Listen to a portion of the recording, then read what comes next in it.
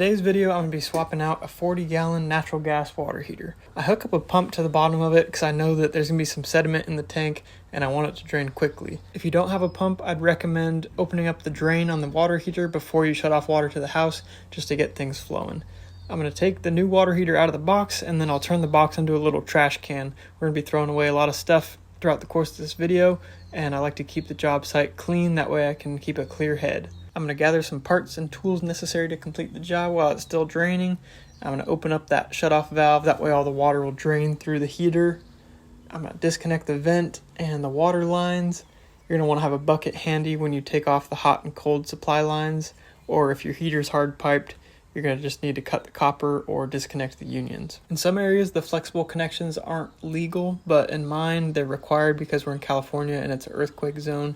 You're going to want to make sure you're up to date on the city codes and pull any permits that you're required to. I'm going to be removing these earthquake straps and replacing them.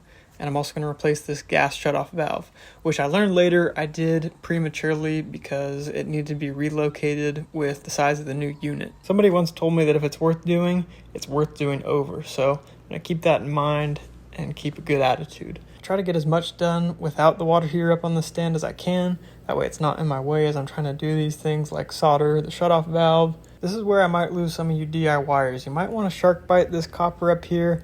It's probably not the best idea, but do what you're going to do, and if it doesn't leak, then more power to you. But for me, I'm going to unsolder these, and then I'm going to be using some Pro Press fittings because I did not have the solder fittings necessary to complete this task. I deburred all the outside and inside edges of the pipe, and then I'm going to mark them for depth as required by Viga. I'm going to actually hold off on pressing them until I get this water heater up on the stand. This next step may not be applicable to you. You got to check your local codes to see if you're required to use an earthquake strap. Luckily, they didn't paint these walls yet, so I don't need a stud finder. I'm just going to screw them in.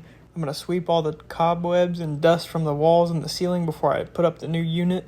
I've got this method to use the dolly. That way I don't have to actually lift up the heater. I augmented that gas line, as I had mentioned before, and we're going to be installing our sediment trap before the flex line, as required per UPC code. I put the brackets for the earthquake strap bolts, and then I'm going to use spacers, PVC, and ABS to keep it from tilting once I tighten them up. And I pull out the Pro Press tool now that I can see that the water lines are going to work where I've put them. If you're going to be using shark bites or PEX or whatever it is, doesn't really matter to me as long as it's legal in your area and it doesn't leak, you're in good shape. I'm putting together some stainless steel fittings. I do 3 or 4 wraps of Teflon tape and then Megalock pipe dope. All of my IPS threaded connections are going to be done this way, and then the compression seals for the flex lines have rubber washes inside of them so they don't require any Teflon or pipe dope. This little setup is for my thermal expansion tank. This is also a local code requirement, so you're going to want to check to see if you're required to have one of those.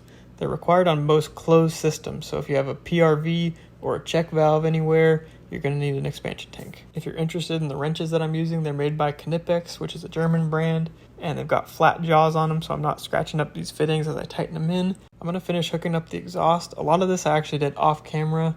This vent was the wrong size, so I added an adjustable 90 since I didn't have any more flue. I'm going to put 3 screws per joint. In my area, you can use the single wall pipe until you get within 6 inches of combustible material. Otherwise, you got to use double wall, which has a 0-inch clearance from combustible material. I'm going to thread the expansion tank on here, which also has my Teflon and Megalock. And then I'm going to finish connecting the TMP and solder the bottom half of it. This pipe is essentially just a drain line. That valve up top is going to pop off if it ever gets too hot inside the heater or it has too much pressure built up. And then it's going to discharge to the exterior of the building per California code. I'm going to finish soldering this, and then I'm going to wipe a little bit of flux on it to clean it up. Hey boy, you're going to turn that pipe green, boy. Yes, it's true. If you apply flux, you've got to wipe it off or else it'll turn the pipe green. Now I'm going to clean up all my tools, sweep up the garage floor, light up the heater. Now that it's full of water, you're going to want to double and triple check for water leaks and check for gas leaks with soapy water or Mega Bubble.